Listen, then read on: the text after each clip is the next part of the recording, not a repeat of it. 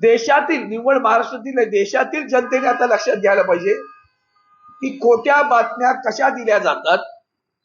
म्हणजे अजून बातमी पूर्ण बातमी नाही, मला अनिल देसाईंनी ती बातमी पाठवली. मला आश्चर्य वाटलं की कुठेतरी बैठक झाली, त्या बैठकीला 6 जण हजर होते, बाकी 2 जण कुठे व्हिडिओ कॉलवर बोलले. माझं सगळे मोबाईल देतो तुम्हाला माझे. त्यात एका जरी ठिकाणी त्यांचा कोणाचा कॉल आला किंवा मी बोललो तर जी शिक्षा द्याल ती हजर घेईन मी. एक लक्षात ठेवा, मी वंदनीय हिंदू हृदय सम्राट शिवसेना प्रमुख श्रीमान बाळासाहेब ठाकरेंचा शिवसैनिक आहे. आदरणीय उद्धवजी बाळासाहेब ठाकरे हे ज्या शिवसेनेचं नेतृत्व करतात त्या शिवसेना उद्धव बाळासाहेब ठाकरे पक्षाचा शिवसैनिक आहे.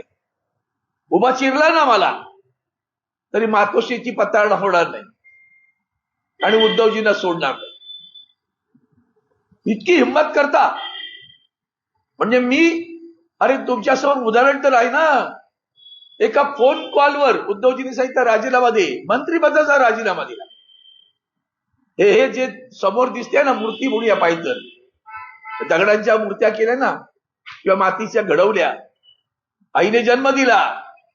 मूर्ती वंदनीय हिंदू हृदय सम्राट शिवसेना प्रमुख बाळासाहेब ठाकरेंनी घडवलेली आहे, लक्षात ठेवा. आमदार केलं मोठ्या साहेबांनी, खासदार केलं उद्धव साहेबांनी. त्याची प्रतारणा करणं म्हणजे आईच्या दुधाशी प्रतारणा करणं आहे, लक्षात ठेवा.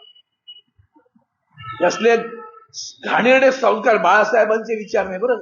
गद्दारांच्या बाबतीत बाळासाहेबांचे विचार काय होते ते सांगा पहिल्यांदा. बाळासाहेबांचे विचार सांगा ना, गद्दारांच्या बाबतीत काय विचार होते. आज मला वाजेंचा फोन आला, आता ओमराजे निंबाळकरांचा फोन आला, संजय पाटीलांशी बोललो. ओमराजे निंबाळकर संतापले होते. वाजे म्हणाले मला विचारलं कुठल्या तरी पत्रकारांनी ऑफलाईन ऑनलाईन, म्हणजे मी ऑफलाईन पण नाही ऑनलाईन पण नाही, मी गेलोय नाही, पण मला कोणाचा फोनही नाही आला.